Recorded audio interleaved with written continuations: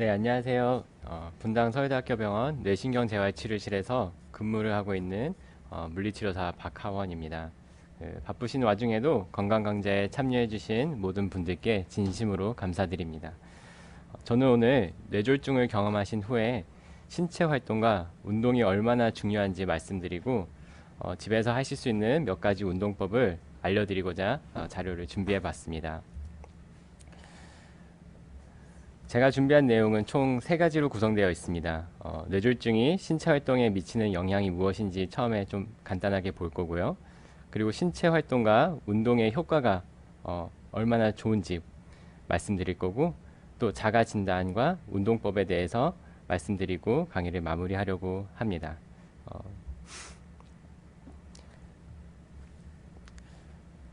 먼저는 뇌졸중이 우리 몸에 미치는 영향에 대해서 말씀드릴 텐데요. 미국에선 연간 79만 5천 명, 한국에선 연간 10만 5천 명이 뇌졸중을 경험하신다고 합니다.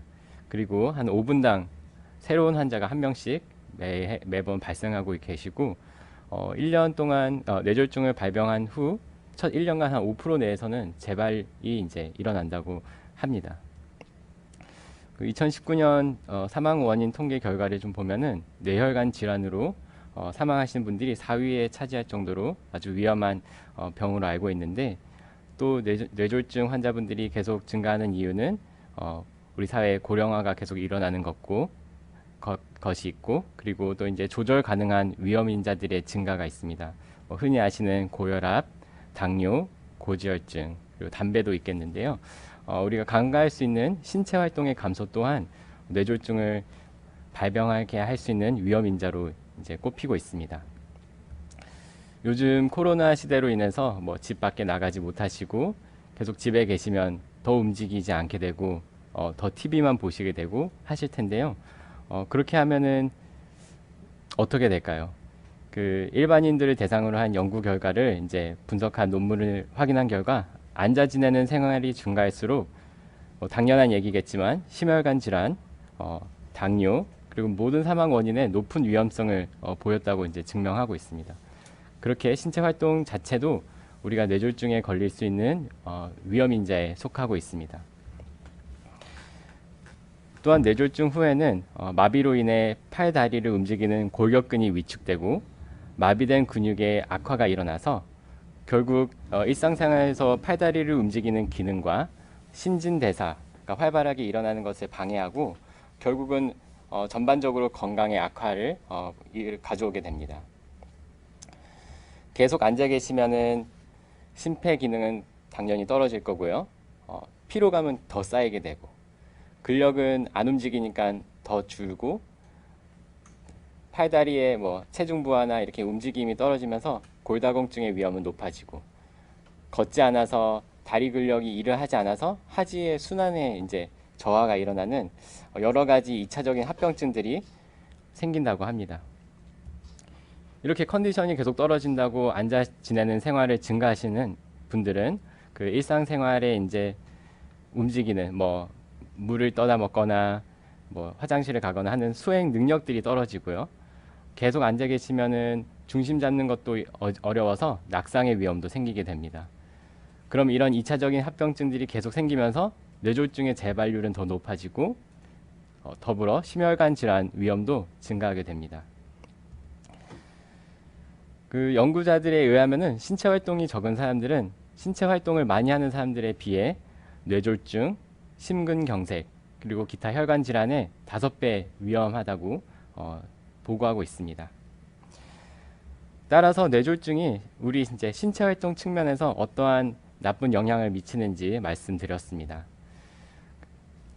다음은 신체 활동과 운동은 그럼 어떠한 효과를 우리 몸에 이제 주는지 말씀드리겠습니다. 흔히 아시겠지만 그 뇌졸중은 조절할 수 있는 위험 인자가 있고 조절할 수 없는 위험 인자가 있는데, 대부분 고혈압, 흡연, 당뇨, 신체 활동, 그리고 비만을 조절하면서 뇌졸중을 관리해 주신다고 보시면 되겠습니다. 저는 이 조절 가능한 위험 인자 속에서도 우리가 이제 의학적으로 할 수 있는 것 외에도 생활 습관으로 변화시킬 수 있는 운동과 신체 활동에 대해서 강조드리고자 합니다. 그럼 신체 활동이 무엇일까요? 그리고 운동이란 또 이제 무엇일까요? 여기 이제 예전에 정의하신 분이 있는데, 우리 이제 팔과 다리를 움직이는 골격근들이 이렇게 근육을 수축과 이완하면서 발생하는 에너지를 이제 또 신체 활동이라고 얘기하고, 그런 신체 활동들이 건강을 유지하는 목적을 가지고 규칙적으로 반복적으로 그리고 조직적으로 움직이는 것을 운동이라고 말하고 있습니다. 따라서 이런 신체 활동과 운동은 계속 우리의 심폐기능 건강을 유지해 주고요. 많이 걷다 보면 보행 능력도 좋아지고, 근육을 계속 쓰면 근육은 더욱더 증가하게 됩니다. 그렇게 하면은 아까 말씀드린 2차적인 합병증은 당연히 예방하는 데 도움이 되고, 또 중증도의 신체 활동은 혈압 감소 그리고 총 콜레스테롤의 개선에도 도움이 된다는 연구도 많이 있습니다.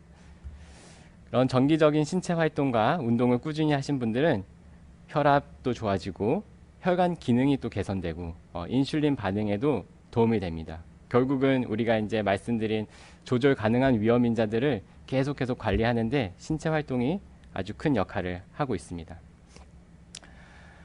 무엇보다 운동과 신체 활동을 겸비한 그 조절 가능한 위험인자를 잘 관리하신 분들은 재발 감소율이 80%나 효과를 본다고 합니다.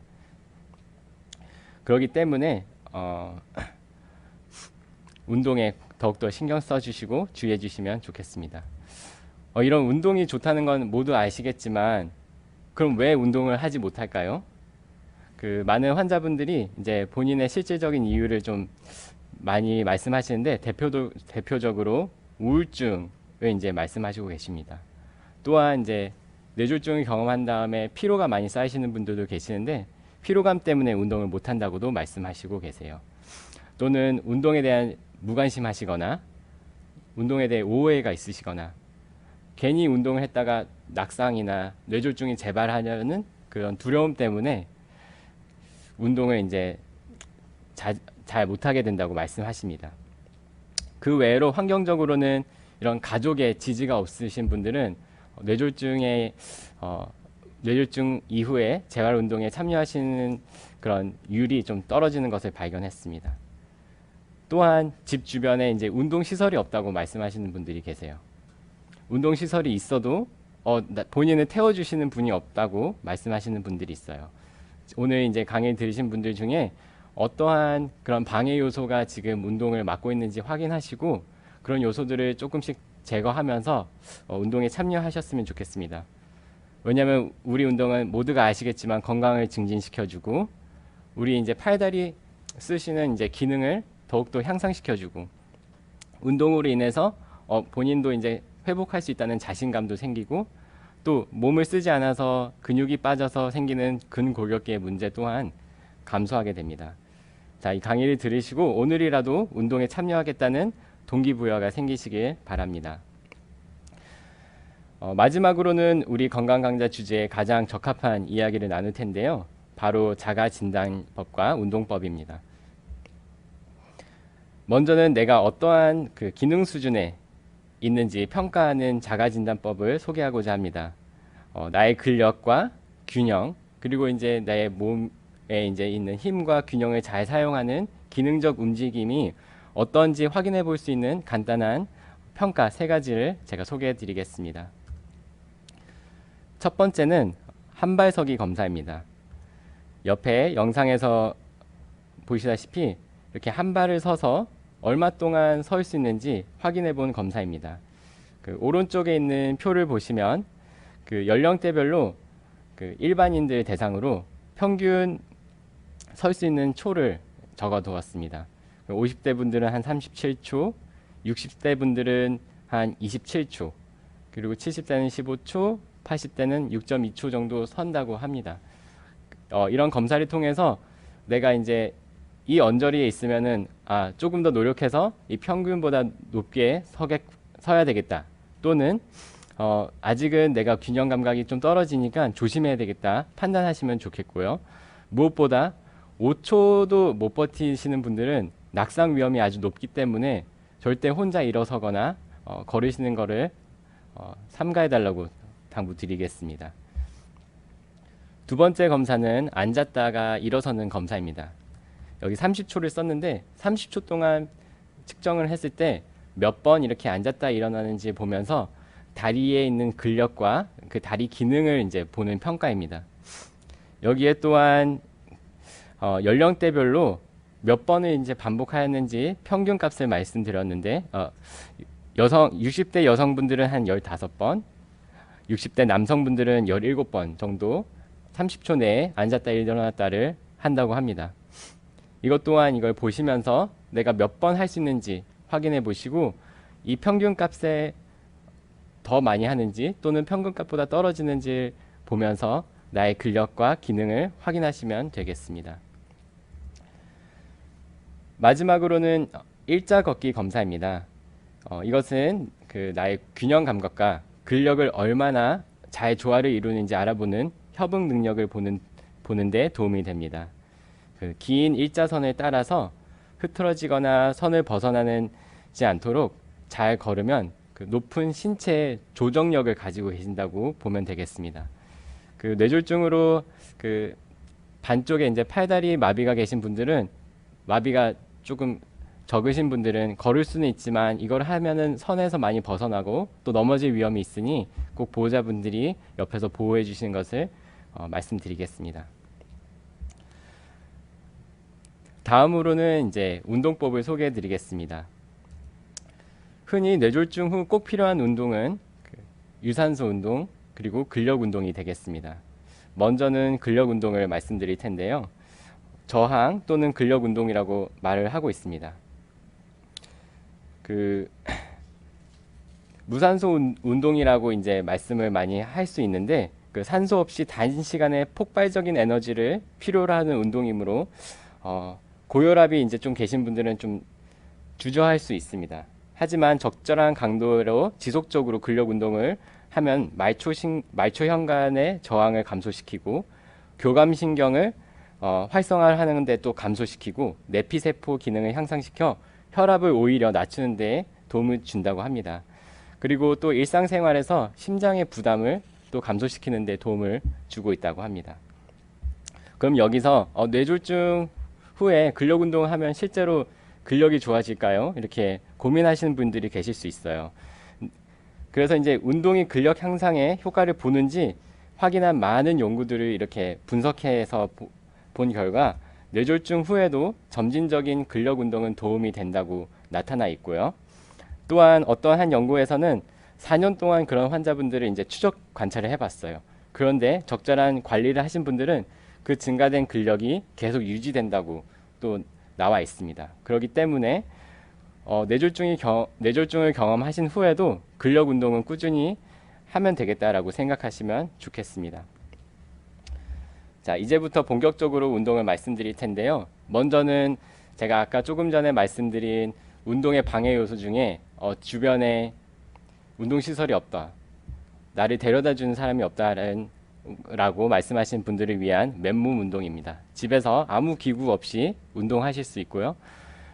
이거는 이제 제가 여러 가지 운동 그리고 여러 부위를 자세별로 나눠 놨습니다. 먼저는 누워서 할 수 있고, 두 번째는 앉아서 할 수 있고, 또 이제 균형 감각이 좋으신 분들은 서서 할 수 있는 운동으로 준비해 보았습니다. 첫 번째 운동은 누워서 하는 운동입니다. 동영상에 여기 사진에 보시다시피 천장을 보고 누우시고 양 무릎을 구부려 살짝 시작 자세를 만들면 되겠습니다. 자, 이렇게 엉덩이를 들었다가 천천히 내리시는 운동인데요. 하나 둘 하고 들고 하나 둘 셋 하면서 내려주시면 적당하겠습니다. 이런 운동을 한 10번에서 15번 반복해 주시고, 저희가 이제 근력 운동은 많이 하는 것을 권하지 않아요. 그래서 일주일에 한 2번 내지 3번 하루 걸러 하루 운동해 주시는 것을 추천해 드립니다. 이거는 엉덩이 근력도 키워주고 엉덩이 들어서 몸통을 유지하는 유지 능력도 도움이 되겠습니다. 두 번째 운동은 앉아서 하는 운동이 되겠습니다. 왼쪽에 그림에 보시다시피 등받이에서 살짝 떨어져서 앉아서 최대한 몸을 올곧게 펴고 앉아주시면 되겠습니다. 그리고 이제 배꼽은 이 뒤에 있는 척추뼈까지 이렇게 살짝 당겨준다고 생각하고 배에 약간 긴장도를 주시고 영상에서 보시다시피 천천히 뒤로 갔다가 등받이에 대지 않고 다시 원위치로 이렇게 돌아와 주시면 되겠습니다. 지금 뭐 앉아 계시면 한번 따라해 보셔도 되는데요. 이때 중요한 거는 허리를 완전히 펴시고 배꼽을 척추 뒤로 살짝 당겨 주셔야 됩니다. 그리고 등받이로 갔을 때 복근이 당겨지는 느낌이 들 거예요. 그랬을 때는 운동을 잘하고 있다고 생각하시면 됩니다. 양팔은 이렇게 처음에는 무릎 위에 올려주시고 구령은 하나 둘 하나 둘 셋 하고 돌아오시면서 10번에서 15번 해주시면 되겠습니다. 이게 너무 쉽다 그러신 분들을 위해서는 이렇게 팔을 안아서 해주시면 되겠습니다. 그러면 이제 팔의 지지를 조금 더 없애고 나의 몸통을 온전히 쓰게 되는데 이 또한 같은 원리로 하나 둘 셋 하고 돌아오시면 되겠습니다. 세 번째 운동은 앉은 자세에서 그 양팔로 몸통을 들어 올리는 운동이 되겠습니다. 그 양팔의 삼두박근이라고 하는데요. 이 근육을 키워주는 상체 운동이 되겠습니다. 운동 속도는 마찬가지로 구령은 하나 둘 할 때 올리고 하나 둘 셋 할 때 내려오시면 되겠습니다. 모든 운동은 아까 보시다시피 천천히 그리고 잘 유지를 하면서 해주시는 게 도움이 되겠습니다. 이것 또한 10번에서 15번 그리고 주 2회에서 3회에서 하는 게 좋고요.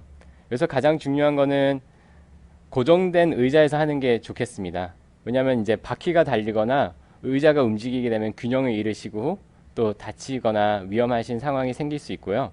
또 중요한 거는 의자에 이렇게 손잡이가 있어야지 더욱더 운동하는 데 용이할 수 있겠습니다.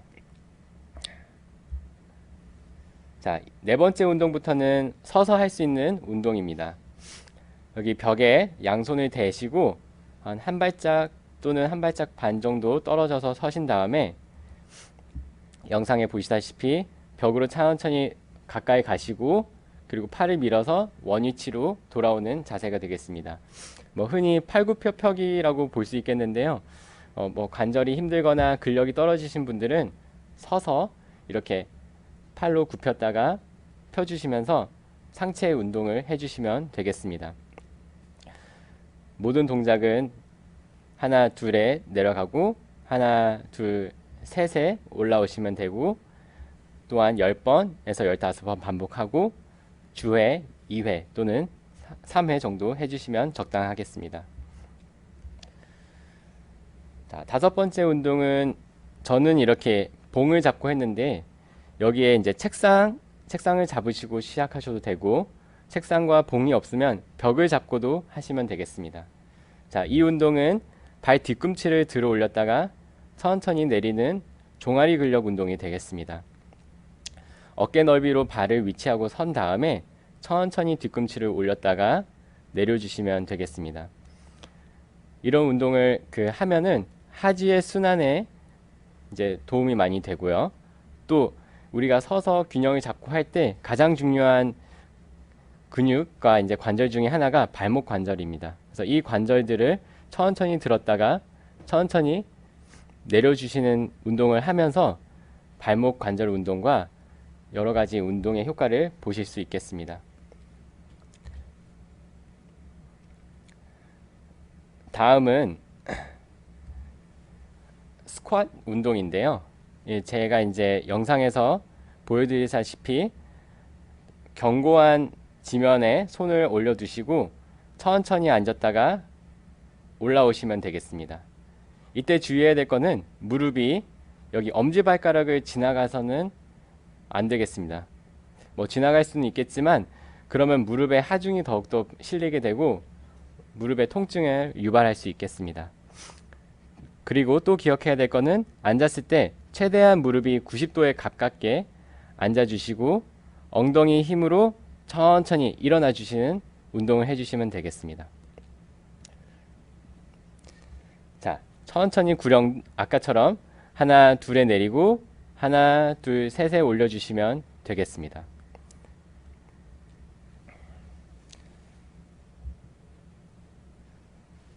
자, 이제 맨몸으로 할 수 있는 마지막 운동이 되겠는데요. 이거는 런지 운동이 되겠습니다.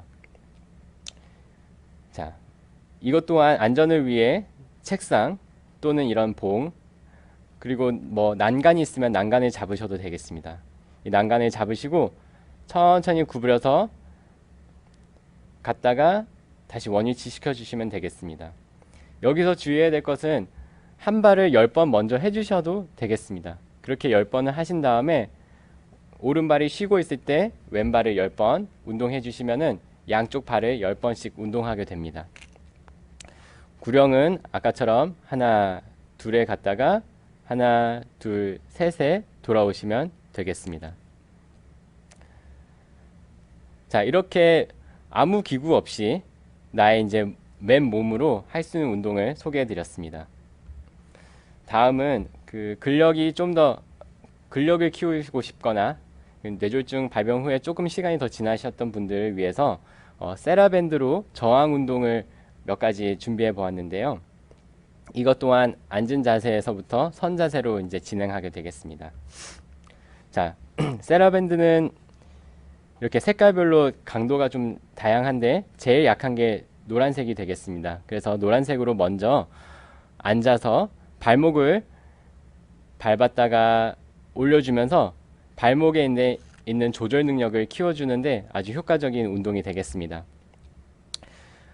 여기도 역시 앉았을 때는 최대한 등받이에서 떼서 직각으로 최대한 앉아주시고, 배꼽은 최대한 등 쪽으로 이렇게 당겨주셔서 복부에 힘을 좀 주고 내 몸통이 고정되게 앉아주시면 되겠습니다. 또한 운동하려는 발은 그 반대편 발보다는 살짝 앞으로 나와서 뒤꿈치를 닫고 여기 발가락은 하늘을 향하게 시작하신 다음에 이 저항을 이기면서 천천히 내려서 땅바닥에 갔다가 천천히 올라와 주시는 운동을 해주시면 되겠습니다. 네, 구령은 아까와 같이 하나 둘에 내리고 하나 둘 셋 하면서 올려주시면 되겠습니다. 그 계속 이제 입으로 세시는 게 뭐 속도를 조절하는 데도 도움이 되고요. 내가 근력 운동하는데 호흡을 참는데도 도움이 되겠습니다. 오히려 이제 우리는 숨을 쉬고 운동하라고 하는데 대부분 운동을 하다 보면 숨을 무의식적으로 참게 됩니다. 그렇기 때문에 이런 구령을 넣으시면서 호흡도 잡고 또 속도도 같이 잡는 효과를 얻었으면 좋겠습니다. 두 번째 운동은 이 허벅지 근력을 강화시켜주는 운동입니다. 여기 보시면 이 세라밴드를 발목에 하나 묶고 반대쪽 세라밴드를 이 다리로 고정시켜도 됩니다. 또 다리로 고정시키기 어려우면은 의자나 견고한 봉에다가 고정시켜서 운동을 시작하시면 되겠습니다.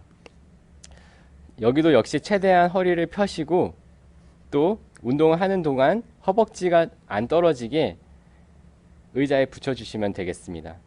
그리고 온전히 무릎 아래에 있는 다리를 들었다가 내렸다가 해주시면 좋고, 이 운동을 하면서 이 허벅지의 근육이 수축되는 것을 느끼면 더욱더 효과적이겠습니다. 자, 이것 또한 하나 둘에 올리고 하나 둘 셋에 내리면 되겠습니다. 여기서 중요한 거는 무릎이 다 안 펴져도 괜찮아요. 그래서 최대한 갈 수 있는 데까지, 그리고 내 자세를 흐트러지지 않는 선에서까지 폈다가 다시 천천히 돌아와 주시면 좋은 운동이 되겠습니다. 이제부터는 서서 하는 운동인데 이것 또한 그 다리 근력을 키워주는 운동이 되겠습니다. 발목에다 세라밴드를 묶고 다른 발로 고정을 시켜주시고 무릎을 천천히 굽혔다가 천천히 펴주시면 되겠습니다. 이때도 역시 앉은 자세와 같이 최대한 허리를 펴시고 턱은 최대한 당기려고 노력하시고, 배꼽은 척추로 살짝 당겨준다. 우리가 배에 힘을 줄 때 살짝 배를 끌어당기잖아요. 그런 자세로 처음 시작하시고 운동 내내 그 자세를 유지해 주시면 되겠습니다. 뒤꿈치를 엉덩이까지 천천히 들어 올리시고 천천히 내려주시면 되겠습니다. 이거는 이제 허벅지 뒤쪽에 있는 햄스트링이라는 근육인데 이 근력을 키워주는데 도움이 되겠습니다. 자, 이제는 그 팔의 운동을 좀 소개해드리고자 합니다. 그 팔을 이제 옆으로 들어서 이제 어깨에 있는 관절의 주변에 붙어 있는 근육들을 키워주는 운동인데요.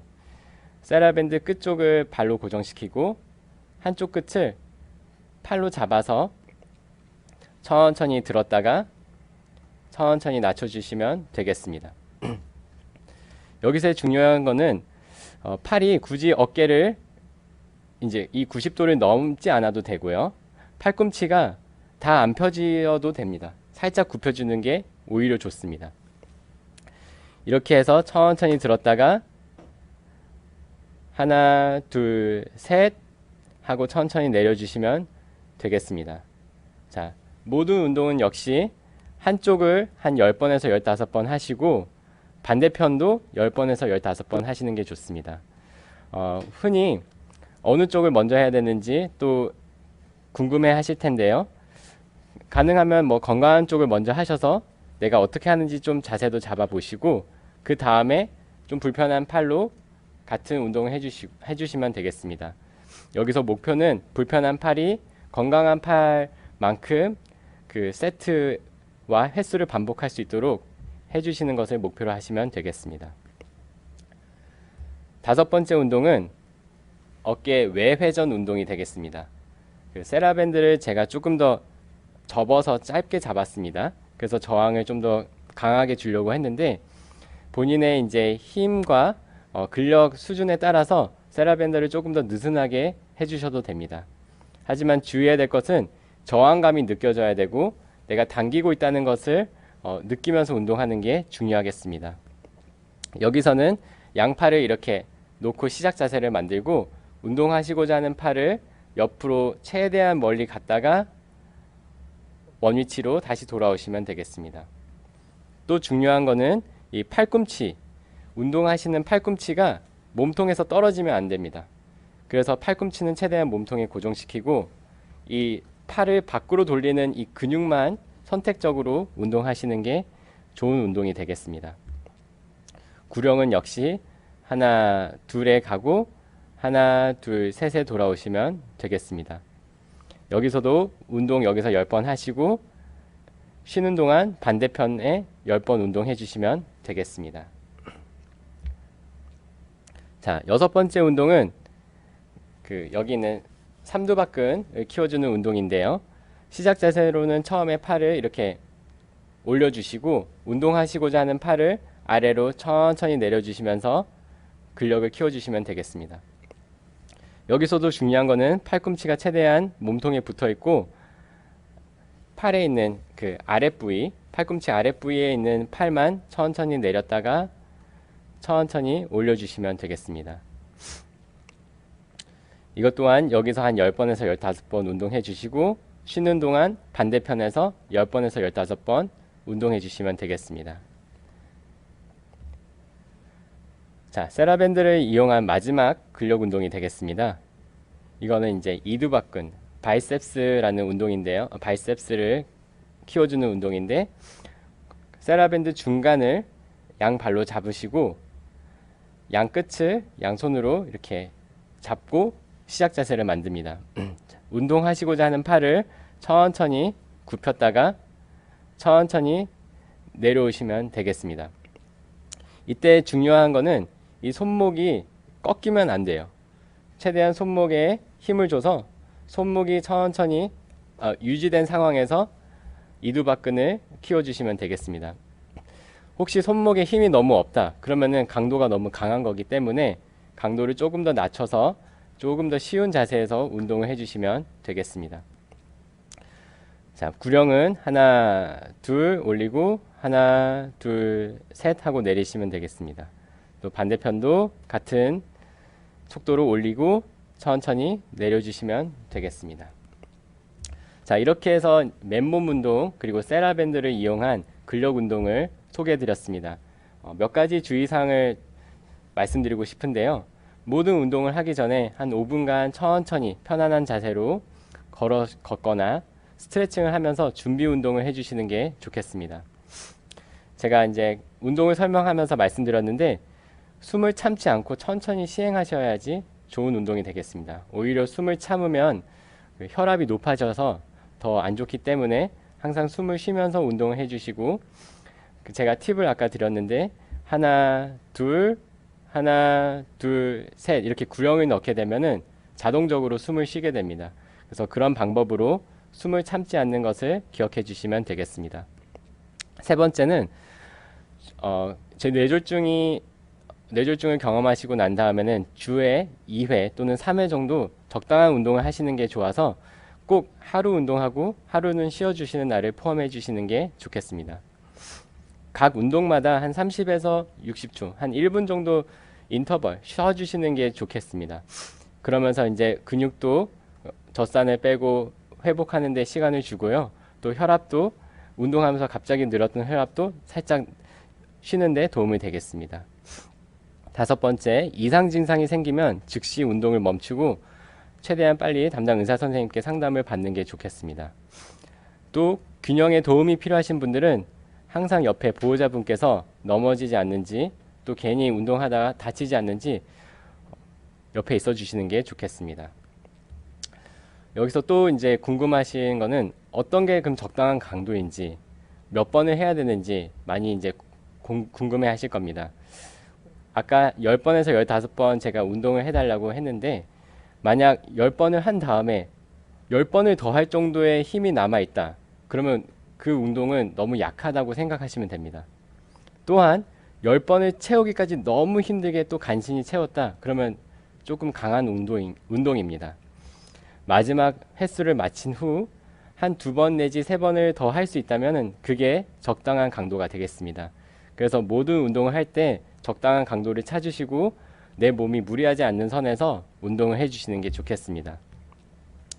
제가 운동 내내 10번에서 15번 이렇게 말씀드렸는데 그 적당한 강도를 찾은 다음에 10번으로 시작하시고 10번이 쉬워지면 그 다음에는 12번, 13번, 그리고 15번 이렇게 한 2에서 4주에 걸쳐서 점진적으로 늘려주시는 게 좋겠습니다. 또한 15번 이상으로 무리해서 할 필요는 없어요. 오히려 15번이 이제 채워지면은 강도를 조금 더 높이고 아니면 세라밴드는 조금 더 짧게 잡으셔서 횟수는 10번으로 낮춰서 다시 이제 시작해 주시는 게 좋겠습니다.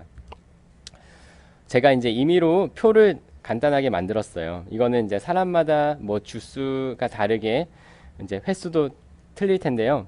일반적으로 한 2주 동안은 10번의 운동을 하게 됩니다. 2주 동안 하면은 근육도 조금 몸도 적응이 되고 10번이 쉬워지게 되면은 3주차 때는 한 12번에서 13번의 운동을 시작해 주시면 되겠습니다. 그리고 그 한 주 동안 또 몸이 적응을 하면 4주차 때는 13번에서 15번 운동 강도를 늘려주시면 되겠습니다. 5주차 때는 이제 15번 이상으로 늘리는 것보다 무게를 조금 추가하거나 또한 세라밴드를 이용하시면 저항을 조금 더 강하게 해서 다시 10번을 반복해 주시는 게 좋겠습니다. 운동은 5주 후에 끝나는 게 아니잖아요. 6주차 때부터는 아까 여기 3주차 때 하듯이 이 횟수를 조금씩 늘리고 또 7주차 때는 조금 더 늘리고 8주가 됐을 때는 무게를 조금 더 늘려서 다시 10회로 낮추고 이런 사이클을 반복하면서 운동 강도를 조금씩 늘리고 내 몸이 또 그 운동에 적응한다는 것을 발견하고 내 몸이 좋아진다는 것도 발견하면 좋겠습니다. 이렇게 근력 운동을 말씀드렸습니다. 이제는 유산소 운동인데요. 매일 30분 이상 운동을 계속 지속하고 꾸준히 운동을 하면은 우리의 몸의 지구력이 향상이 되고 혈관 기능도 좋아지고 또 우울감도 개선이 되고 머리의 혈관도 이제 계속 활발하게 일어나면서 인지 기능도 향상이 된다고 합니다. 또한 심혈관 기능 또한 좋아지고요. 보행의 지구력, 더 멀리 걷고 더 많이 걸을 수 있고 더 빨리 걸을 수 있는 속도도 향상이 된다고 합니다.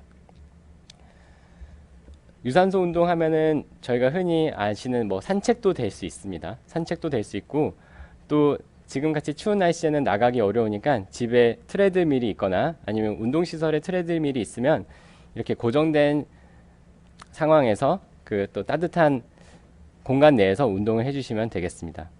트레드밀 말고 또 그 스테이셔너리 사이클이라고 말하는데 이렇게 고정된 자전거 운동도 유산소 운동이 되겠습니다.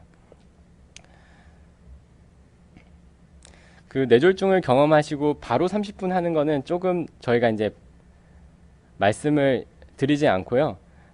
점진적으로 운동을 늘려라고 말씀드리는데 처음에는 한 10분 정도 시작해서 한 달이나 한 2달 정도 되면 30분까지 또는 45분까지 늘려주시는 게 좋겠습니다. 처음부터 본인도 강한 운동이 이제 부담스러우실 수도 있다고 이제 생각할 수 있는데요. 그래서 저희가 한 10분 정도 운동하는 것을 권장하고 있습니다. 그러면 나에게 맞는 안전한 운동법을 설정하는 방법을 말씀드리겠습니다. 간단한 2가지 검사 방법이 있는데 많이들 아실 수도 있어요. 운동 자각 지수라고 영어로는 RPE 스케일이라고 있습니다. 두 번째는 턱 테스트인데 말하기 검사입니다. 먼저 운동 자각 지수를 말씀드리겠습니다. 되게 주관적인 평가 방법이고요. 여기 보시다시피 11점에서 12점은 우리가 이제 느끼는 흔히 운동하는데 편하다 또는 걸을 때 유유자적으로 걷는 느낌이라고 보시면 되겠습니다. 하지만 조금 더 보행의 속도를 가하고 약간 좀 몸이 힘들다고 느끼면은 13에서 14점이라고 보시면 되고 저희들은 한 13에서 14점으로 운동해 주시는 것을 권하고 있습니다. 두 번째는 말하기 검사인데 13에서 14 그리고 약간 힘들다 이거는 되게 주관적일 수 있잖아요. 그러면 이 말하기 검사를 통해서 내 몸이 진짜 힘들구나 라는 것을 알 수 있는 검사 방법입니다. 처음에는 이렇게 3분 동안 약간 편하다 워밍업이 될 수 있습니다. 그렇게 힘들지 않은 운동으로 천천히 운동을 3분 동안 진행해 주시고 우리 몸도 또 심장도 운동에 이제 준비를 해 주시는 시간을 갖습니다. 그리고 한 2분 동안 휴식을 취한 후 그 다음에는 3분 동안 약간 힘든 RP로는 한 13에서 14점 정도의 운동을 해주시면 되겠습니다.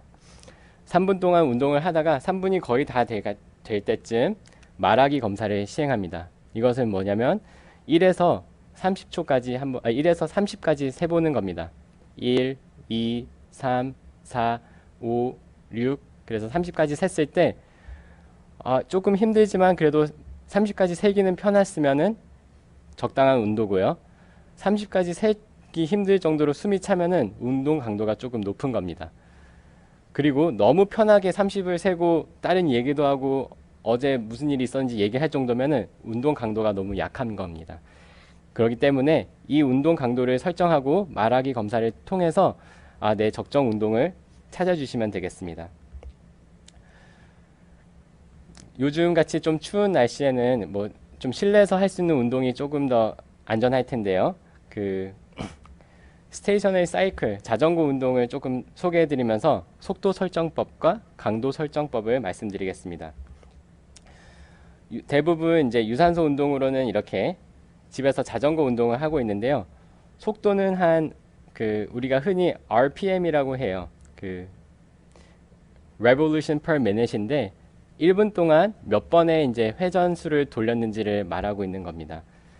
그래서 주로 이제 치료실에서는 한 60 RPM 여기 이제 제가 네모로 표시하는 이 숫자가 60까지 갈 정도로 돌려주시기를 권하고 있고요.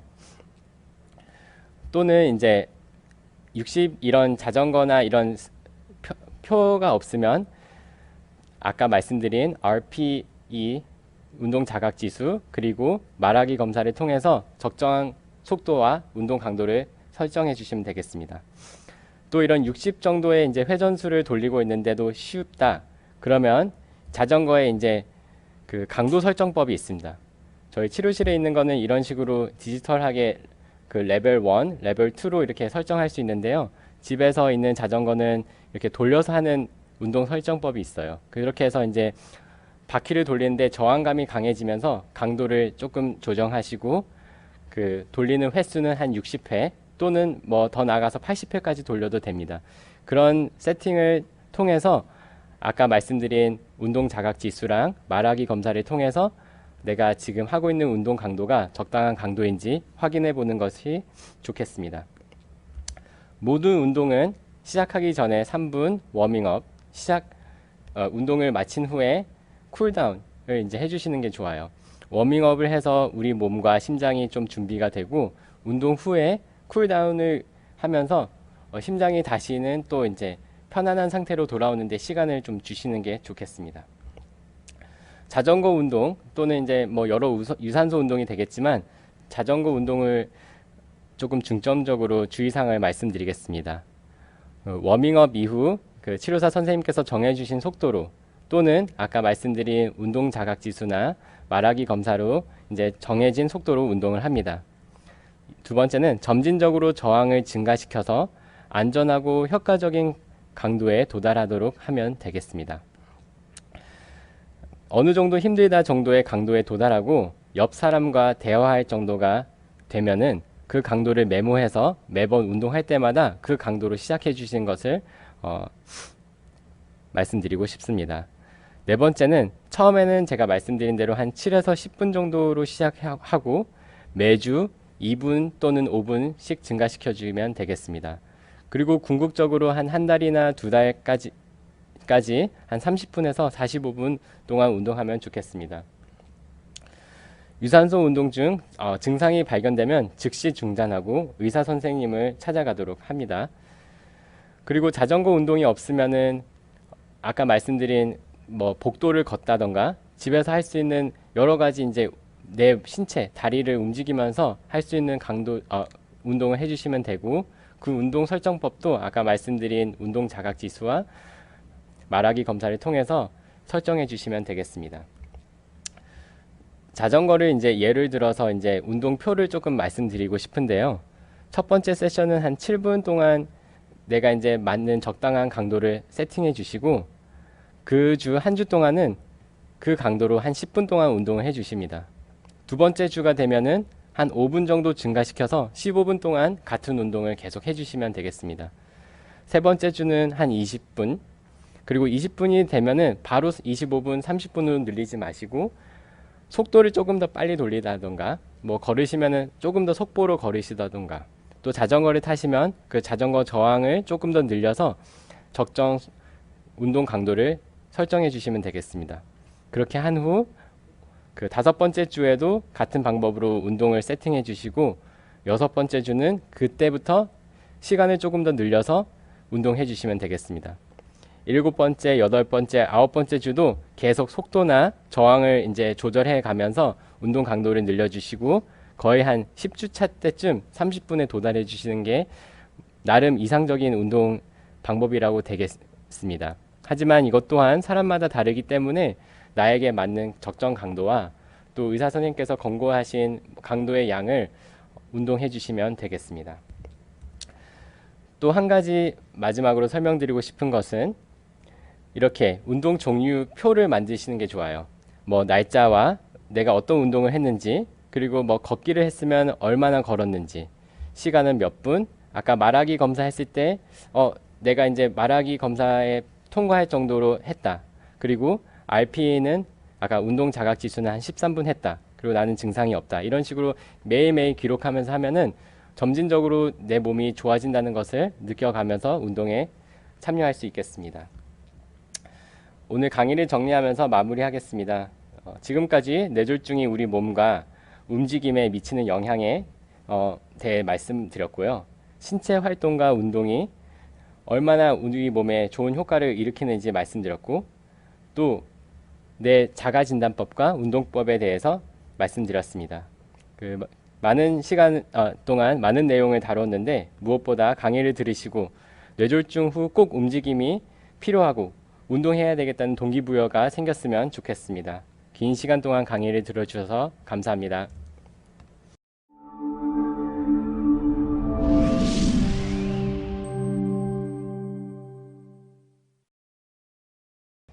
질문을 조금 보고 말씀드리겠습니다. 네, 저희 장모님은 강아지 산책을 시킨다고 나가시는데 이러한 활동도 도움이 되겠죠. 네, 아까 말씀드린 대로 그 동네 주변을 걸으시면서 운동하면 되겠는데요. 뭐 강아지가 얼만큼 속도를 내는지 모르겠지만 적당한 운동 강도를 좀 설정해서 강아지와 함께 산책하시면은 우리의 몸에 맞는 운동이 되겠습니다. 또 말씀드렸다시피 유유자적으로 아주 그냥 설렁설렁 걸으시면 운동의 효과가 오히려 없을 수가 있어요. 그래서 그 문헌에 의하면은 중중도, 아까 말씀드린 약간 힘들다의 강도로 매일매일 30분 이상 일주일에 한 150분 운동을 하면은 우리 몸에 유익한 효과를 일으킨다고 하니까 어머니께서 또 장모님께서 운동을 하실 때 강도와 또 운동 강도에 조금 신경 써주시면 더욱더 도움이 될 것 같습니다. 회복 단계에 넘어서 근육량 증가 목표라면 유산소와 근력 운동은 어떤 순서가 효과적인가요? 근육 증가가 목표라면은 근육 운동을 하시는 게 좋을 것 같은데, 뭐 저는 뭐 제가 개인적인 생각으로는 유산소 운동은 꾸준히 하시는 게 좋고, 근력 증가가 목표면은 아까 말씀드린 적당한 근육 강도를 설정하시고 매주 증가시키는 게 좋겠습니다. 산소 부채라는 게 있어요. 운동을 하면서 힘들다까지 올렸을 때 우리는 산소 부채에 도달했다고 얘기하는데, 그 운동을 인터벌로 한 3세트 하시고 꾸준히 운동했을 때 세포 수도 증가하고 근육도 증가한다고 합니다. 하지만 뇌졸중 환자분들에게는 그런 고강도 운동을 권하진 않고요. 중중도의 운동으로 10번 했을 때 한 2번 내지 3번 정도 더 할 수 있는 정도로 운동하는 것을 추천드리고, 일주일에 2번 내지 3번 하시는 것을 추천드리고 있습니다.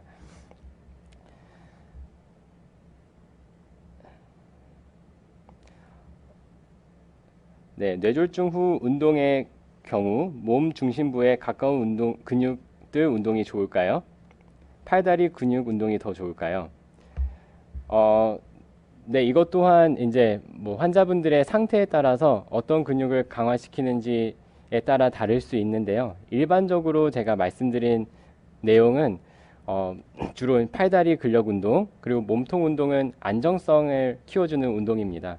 그래서 우리가 움직이거나 걷거나 할 때는 먼저 몸통의 안정성이 확보돼야지 팔다리도 움직이고 자유롭게 돌아다닐 수 있습니다. 그래서 안정성을 먼저 확보하시고 몸통 운동을 강화시킨 다음에 또 마비된 측 팔다리 운동도 강화시키면서 일상생활에 많은 기능들을 회복할 수 있도록 도와주는 게 좋겠습니다.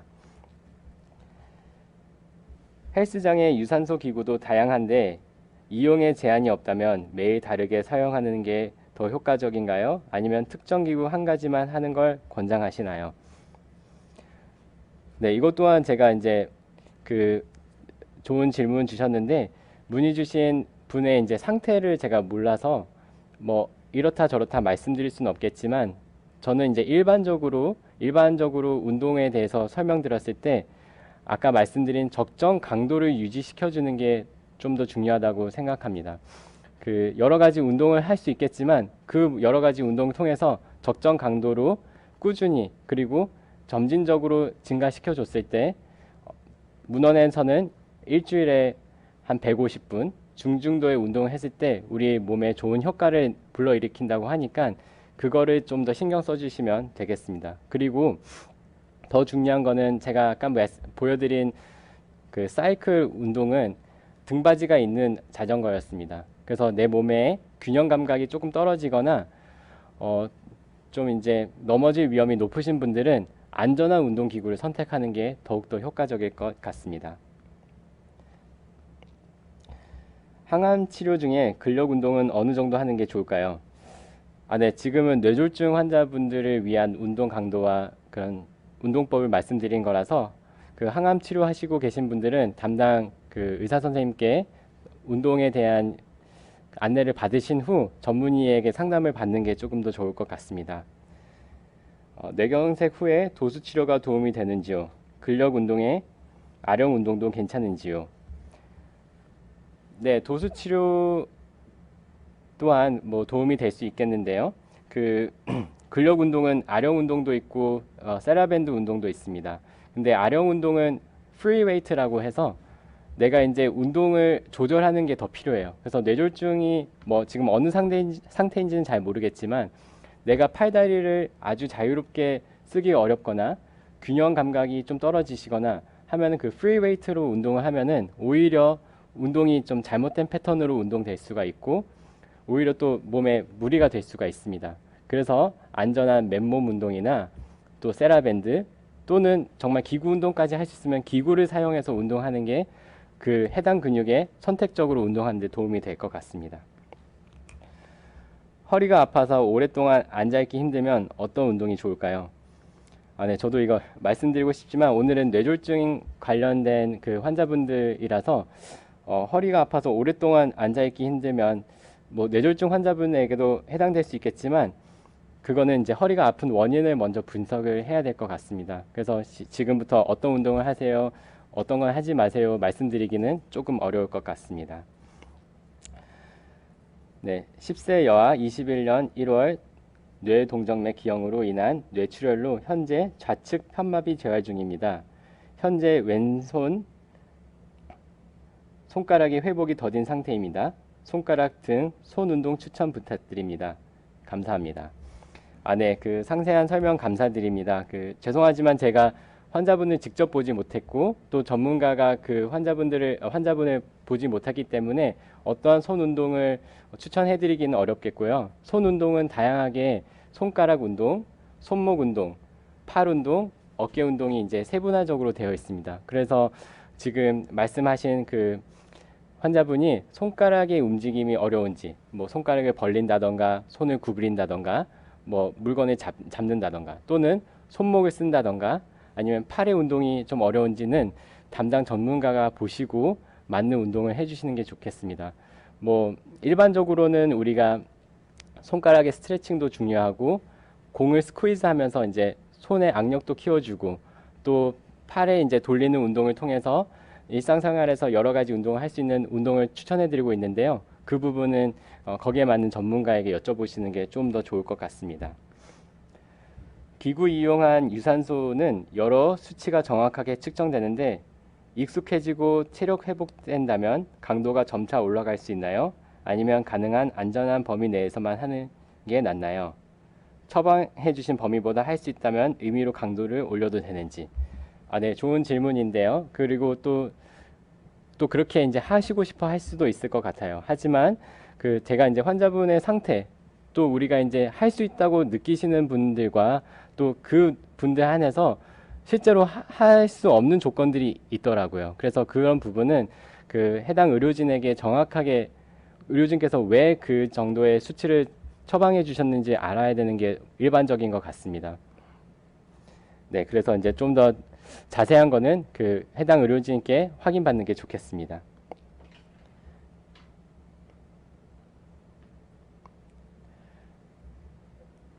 네, 더 이상 질문이 없다면 오늘 여기로 마무리하는 것으로 하겠습니다. 긴 시간 강의를 들어주셔서 진심으로 감사드립니다.